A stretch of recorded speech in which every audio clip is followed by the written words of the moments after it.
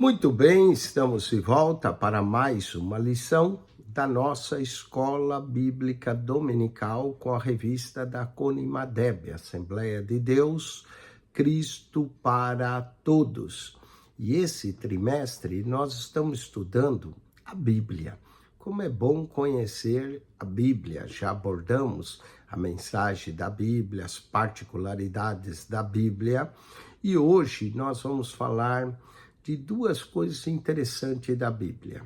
Lição 4, falaremos da inspiração e a inerrância da Bíblia.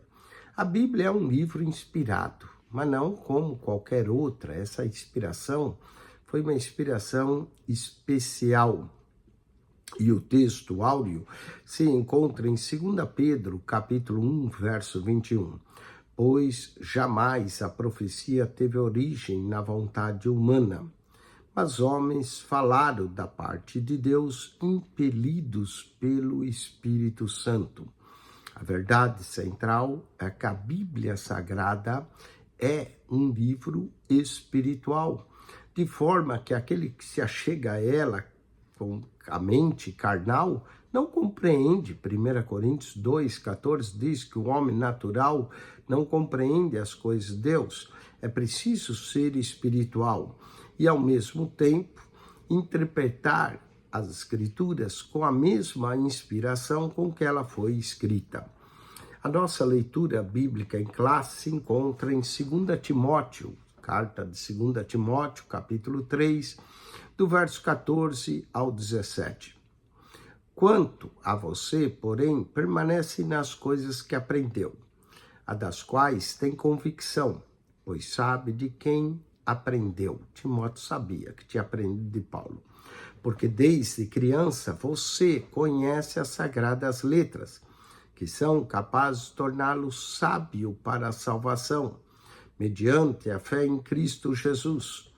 Toda a Escritura é inspirada por Deus e útil para o ensino, para a repreensão, para a correção e para a instrução na justiça, para que o homem de Deus seja apto e plenamente preparado para toda boa obra. Olha aí que maravilha, né? Toda a Escritura é divinamente inspirada. Portanto, as Escrituras, na nossa introdução, as Escrituras não são fruto do intelecto humano, embora tenha passado por ele, por os escritores. As Escrituras são provenientes da mente de Deus, inspiradas por Deus. Nenhum homem, por mais sábio e inteligente que seja, seria capaz de raciocinar e escrever as Escrituras como elas são, sem a ação direta e sobrenatural do Espírito Santo. Portanto, falemos da inspiração. A palavra inspiração vem de dois vocábulos gregos, tel e pneustos, que quer dizer soprano. Tel, pneustos. Inspiração, literalmente, significa aquilo que é dado pelo sopro de Deus. Portanto, a inspiração foi a ação sobrenatural do Espírito Santo sobre os escritores sagrados, que os levou a produzir de maneira infalível, única e sobrenatural a palavra de Deus. Por isso que nós chamamos a Bíblia de a palavra de Deus, porque ela foi a inspiração de Deus. Essa inspiração que nós cremos e ensinamos é o que nós chamamos de inspiração plenária, ou seja, toda a Bíblia é inspirada. E verbal, a ideia de plenária é que todos os 66 livros da Bíblia foram igualmente inspirados pelo Espírito de Deus, 2 Timóteo 3,16. Toda a Escritura é divinamente inspirada. A inspiração verbal é a ideia de que o Espírito Santo guiou e supervisionou os autores na utilização de cada palavra, e respeitando, entretanto, as características de cada um e até o estilo literário e o vocabulário. Os impedido de cometer quaisquer erro. Portanto, que nós dizemos que a Bíblia é infalível. 2 Pedro 1, verso 20 a 21. Portanto, cada palavra, cada ideia da Escritura estão lá propositalmente. Portanto, a Bíblia é o único livro de fato inspirado. Nós não estamos falando de inspiração de autor, uma inspiração comum. É uma inspiração sobrenatural. A Bíblia Sagrada é um livro único, pois nenhum outro livro na história é fruto da mente do próprio Deus, que seja considerado como palavra de Deus, como a Bíblia é. Até mesmo os adversários da Bíblia são obrigados a reconhecer a sua supremacia, a sua superioridade. As universidades mais relevantes possuem uma cadeira dedicada ao idioma hebraico, por causa da sua importância, principalmente no Antigo Testamento. Devido também à sua origem do próprio Deus, esse é o único livro capaz de transformar totalmente verdadeiramente a realidade do homem caído. Portanto, a Bíblia é um livro inspirado e que inspira e sopra as nossas vidas o fôlego de Deus. Vamos agora a outro ponto que nós cremos, a inerrância da Bíblia. Sendo inspirada, a Bíblia não tem erros, não é? Mas eu achei um errinho. Pode ser erro de copista, erro de tradução, mas não erro na mensagem. A inerrância da Bíblia, vamos entender a definição. A palavra inerrância vem do latim de inerrantia, que significa qualidade daquilo que não tem erro, ou seja, infalível. Portanto, quando afirmamos que a Bíblia é inerrante, estamos dizendo que ela não contém qualquer erro, pois trata-se da inspirada e infalível palavra de Deus, palavra perfeita. E a palavra de Deus é infalível. E, portanto, a palavra inerrância é sinônimo de infabilidade. Dizemos que não há falhas na palavra de Deus. Pode haver falhas de tradução, cópias, isso pode acontecer. Mas isso quer dizer que a Escritura Sagrada tem erros? Não, ela é plenamente isenta, principalmente de erros doutrinários. Quem comete esses erros são os homens. A própria Bíblia é isenta de erros doutrinários, de erros históricos ou de erros culturais e científicos. Por isso, podemos confiar plenamente em seu conteúdo. A Bíblia é a verdade. E a verdade de Deus para nós. Falemos da inerrância e as traduções. A maioria das traduções modernas são, sim, confiáveis. Todavia, as traduções, temos que entender que não são inspiradas por Deus. Apenas os manuscritos originais.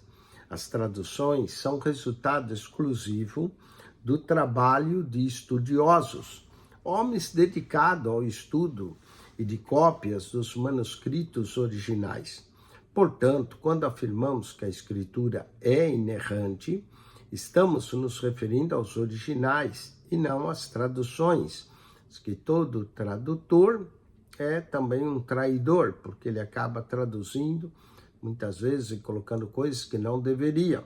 Mas existem traduções fiéis do texto e cremos que Deus preservou também as traduções para que a mensagem não se perdesse.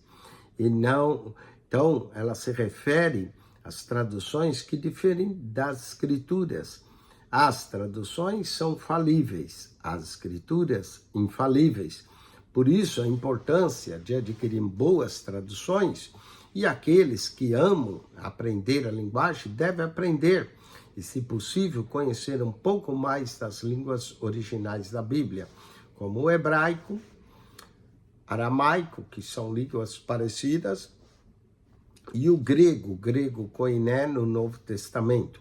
Hoje em dia também contamos com bons aplicativos que já trazem o texto em grego e chamado interlinear, onde temos o grego e depois podemos ler também em português. Vamos agora a evidências da inspiração e inerrância. Nós fizemos declarações aqui que a Bíblia é inspirada por Deus, e a própria Escrituras diz isso, 2 Timóteo, capítulo 3, 16, toda a Escritura é divinamente inspirada por Deus, e falamos da inerrância, porque Deus não falha, Deus é fiel. Vamos ao cumprimento, falando de inerrância, ao cumprimento das profecias bíblicas. Nas lições anteriores, pudemos comprovar que as profecias bíblicas em relação à encarnação, à vida, à morte e ressurreição de Jesus se cumpriram fielmente. Deus prometeu que mandaria o seu Filho e enviou. O Verbo se fez carne, habitou entre nós, viveu uma vida perfeita, serviu de exemplo para nós, morreu uma morte que não era sua, era nossa, morreu pelos nossos pecados, mas ao terceiro dia ressuscitou, e tudo isso estava profetizado e se cumpriu. Vimos isso na lição 3, no tópico 2 e no subtópico 3. Além das profecias messiânicas, nós também temos inúmeras profecias históricas que se cumpriram e outras que ainda irão se cumprir. Não todas as profecias ainda não se cumpriram, há profecias para se cumprir. E podemos citar Gênesis 15, versos 13 e 14, toda a extensão de terra que Deus prometeu a Abraão, Isaías 13, 19, 22, Jeremias 25, verso 8 ao 13, Lucas 21, verso 20 ao 24, fala que Jerusalém será pisada pelos gentios até que a plenitude ou o tempo dos gentios se complete. Todos esses fatos nos atestam que as Escrituras possuem origem em Deus, que conhece o curso da história e que sua palavra é infalível. Isaías 46, verso 9 a 10. Leiamos Isaías 46, versículo de número 9 a 10, onde lemos assim. Isaías 46, 9 e 10. Lembrai-vos das coisas passadas desde a antiguidade, que eu sou Deus, e não há outro Deus, não há outro semelhante a mim. E aqui é o verso 10, olha, presta atenção, que anuncio o fim desde o princípio. Aí Deus consegue ver o fim antes do princípio. E desde a antiguidade, as coisas que ainda não sucederam, só Deus pode fazer isso. Que eu digo, o meu conselho será firme e farei toda a minha vontade. Então Deus consegue anunciar o fim já no princípio. Deus vê o fim já no princípio e Deus conhece o fim de todas as coisas. Isso é tremendo, maravilhoso. Vamos falar de algumas evidências científicas. A ciência diversas vezes confirmou a infalibilidade da Bíblia. Inúmeros textos já afirmavam o que a ciência afirmou séculos após a Bíblia ser escrita. Por exemplo, a Terra redonda. Isaías 40, versículo 22. Isaías 40, verso 22 diz: Ele é o que está sentado sobre o globo da terra. Aí já diz que é o globo da terra. Jó diz que a terra se mantém solta no espaço. Jó 26, verso 7. Fala de fogo no centro da terra. Jó 28, verso 5. E nós vemos que realmente há fogo, larva que desperta nos vulcões e vem do centro da terra. A Bíblia também fala de montanhas submarinas, Salmo 104, verso 6, com a descoberta de submarinos, tem se comprovado que a Bíblia está certa. A Bíblia também menciona estrelas incontáveis, Jeremias 33, 22, e ninguém sabe a quantidade de estrelas que há no universo. A Bíblia fala do ciclo da água, Eclesiastes 1:7. A Bíblia também descreve que a palavra de Deus é infalível. Jeremias 1:12, Deus vela para cumprir a sua palavra. Então, nós vemos que a Bíblia Sagrada deve ser cumprida, as Escrituras se cumprirão. Falemos ainda de evidências arqueológicas. A arqueologia é uma ciência que se ocupa de investigações de civilizações e culturas passadas. Essa ciência vem sendo utilizada para constatar a veracidade da inerrância bíblica. Exemplos: em 1961, encontraram uma pedra com a inscrição Pôncio Pilatos, prefeito da Judéia, e dedicada. Em 2010, encontraram parte da muralha de Jerusalém, reconstruída ainda por Salomão em 1 Reis 3:1. Em 2005, encontraram o tanque de Siloé, que é mencionado em João capítulo 9. Esses são alguns dos muitos exemplos da contribuição da arqueologia bíblica para a constatação da inerrância da Bíblia. Vamos à conclusão dessa lição. Portanto, inspiração e inerrância andam de mãos dadas, pois cremos que a Bíblia Sagrada é a palavra de Deus, revelada aos homens. E Deus não pode mentir e não erra, e fundamenta esses fatos, e podemos ter, assim, a convicção da pureza, da verdade e da infalibilidade das Escrituras. O Salmo 19, versículo de número 7, diz que a lei do Senhor é perfeita e refrigera a alma. O testemunho do Senhor é fiel e dá sabedoria aos simples. Os preceitos do Senhor são retos e alegram o coração, e o mandamento do Senhor é puro e alumia os olhos. O temor do Senhor é limpo, permanece eternamente. Os juízos do Senhor são verdadeiros e justos, mais desejáveis do que o ouro são, sim, mais do que o ouro fino, mais doce que o mel e o licor dos favos. A palavra de Deus, portanto, ela é perfeita. Vamos às perguntas desse texto e reforçando assim tudo aquilo que nós aprendemos aqui sobre a Bíblia, não é? Então vamos falar dessa inspiração e inerrância. Pergunta número 1. O que literalmente significa o termo inspiração no contexto bíblico? E a resposta é: inspiração literalmente significa aquilo que é dado como sopro de Deus, theotopesnatos, ou sopro divino. Segundo, de acordo com Cláudio Honor de Andrade, o que foi a inspiração? E a resposta vem do dicionário do pastor Cláudio Honor, diz: inspiração foi a ação sobrenatural do Espírito Santo sobre os escritores sagrados que levou a produzir de maneira inerrante, infalível, única e sobrenatural a palavra de Deus. Que lindo, não é? Inerrante, infalível, única, sobrenatural a palavra de Deus. 3. O que significa o termo inerrância no contexto bíblico? A palavra inerrância significa a qualidade daquilo que não tem erro, ou seja, infalível.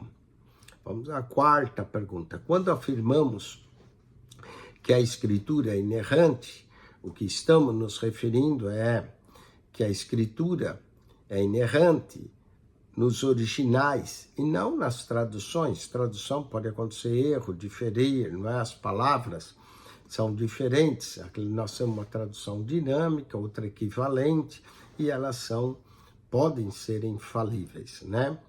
Vamos à quinta pergunta. De acordo com a lição, cite 3 pontos que atestam a inspiração e inerrância da Bíblia.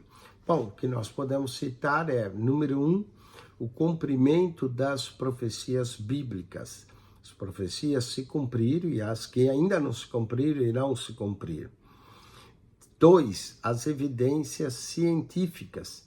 A verdadeira ciência comprova a Bíblia, a falsa ciência nega a Bíblia, mas a evidência científica é correta. quando ela está de acordo com a palavra de Deus. E o terceiro ponto que nós podemos falar são as descobertas arqueológicas que confirmam cidades, locais mencionados pela Bíblia. Portanto, a Bíblia é a palavra de Deus, infalível, inerrante e inspirada por Deus, de modo sobrenatural, conforme vimos. Amém?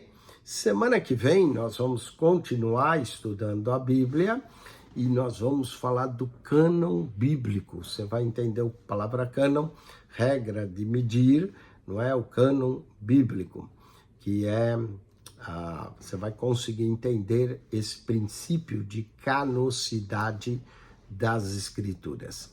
Deus te abençoe, acione o nosso canal no YouTube, PR Eugênio Piacentini, o canal da Bíblia. PR Eugênio Piacentini, o canal da Bíblia. Se inscreva ali no canal, divulgue ele, clique um joinha, divulgue entre os irmãos. Nesse canal você encontra 5 escolas dominicais, a revista CPAD, da Betel, da CADB, da Central Gospel. Você encontra a revista Conimadeb. São 5 escolas dominicais para você toda semana. Além disso, nós temos aulas do curso da ETAD. Então você pode também estudar, aprender todo o curso de teologia. Se você já estudou, pode rever conceitos teológicos nesse canal. PR Eugênio Piacentini, o canal da Bíblia. O segredo é, ao entrar no canal, clique no playlist, ali vai aparecer pastas, 267 pastas, com mais de 8.100 vídeos para você. Bastante conteúdo, riquíssimo canal, PR Eugênio Piacentini, cada vez melhor o canal PR Eugênio Piacentini, o canal da Bíblia. Subscreva.